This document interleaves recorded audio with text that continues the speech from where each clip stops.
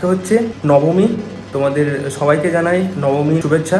একদম full ready হয়ে এখন বেরোচ্ছি আমরা বোলপুরের উদ্দেশ্যে। আজকে বোলপুরে কতগুলো কি ঠাকুর আছে সেগুলো সব দেখবো, তোমাদের সাথে শেয়ার করবো। কে কে যাচ্ছে কি হচ্ছে সেগুলো তো তোমাদেরকে রাস্তাতেই দেখাবো। বোলপুরের ঠাকুরগুলো দেখে আসা যাক, চলো। এটা হচ্ছে ইরিগেশন কলোনির প্যান্ডেল। তো প্রতিদিন সন্ধ্যেবেলাতে আমরা আসছি, ভাবছি ভিতরে যাব, যাওয়ার সুযোগ নেই, বিশাল বড় লাইন। তো এখন সকালে আজকে বোলপুর যাচ্ছি, প্রিয়াঙ্কার 2 ভাই আছে, তো ওরা এখানেই দাঁড়িয়ে ছিল, তাই ওদের সাথে দেখা করতে এলাম। তাই ভাবলাম যে আগে এটা দেখে নিই ভিতরে কেমন কি আছে, তারপরে বোলপুরের রাস্তায় বেরোবো। চলো যাওয়া যাক ভিতরে।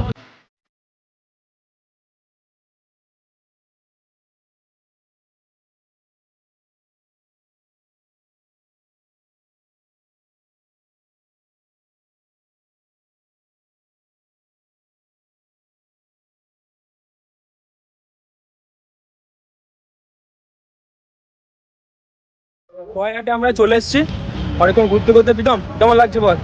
হ্যাঁ ভালো, সবাইকে শুভ নবমী আজকের দিনে। শুভ নবমী। ঠিক আছে, খুব ভালো লাগছে। এই জাস্ট পৌঁছালাম স্ট্যান্ডে, এখন গাড়ি রাখলাম, এখন টাকা কেউ নেয়নি।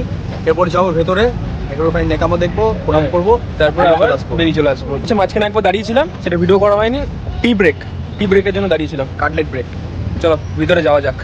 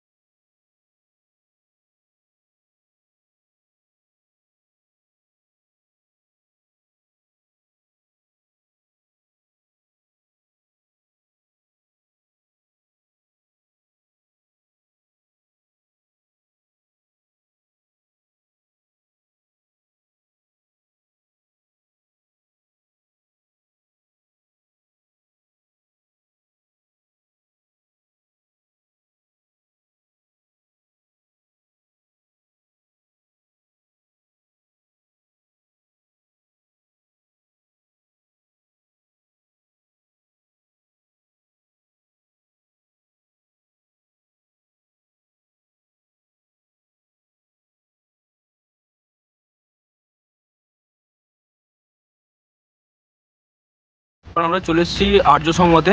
কেমন করেছে তোমরা দেখে নাও একটু, আর ঠাকুরটাও ভিতরে গিয়ে তোমাদেরকে একবার দেখিয়ে দিচ্ছি, চলো।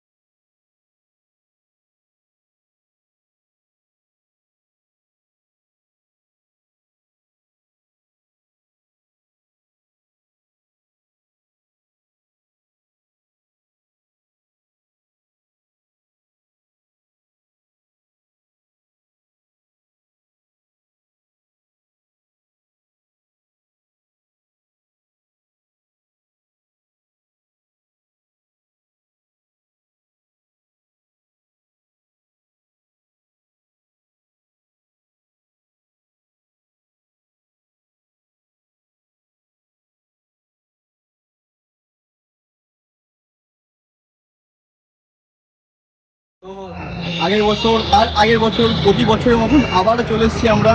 খাওয়া দাওয়া অনেক পরিমাণ করার পর তাড়াতাড়ি করছি প্যান্ডেলে। একবার প্যান্ডেলটা দেখে দাও গোপাল বাইরে থেকে। তো দেখতেই পাচ্ছ এত সুন্দর ডেকোরেশন, আর সঙ্গে আছে আমার সঙ্গে নীলিমা। চলো ঘুরে দেখা যাক ভেতরটা, ঘুরে আসি, চলো।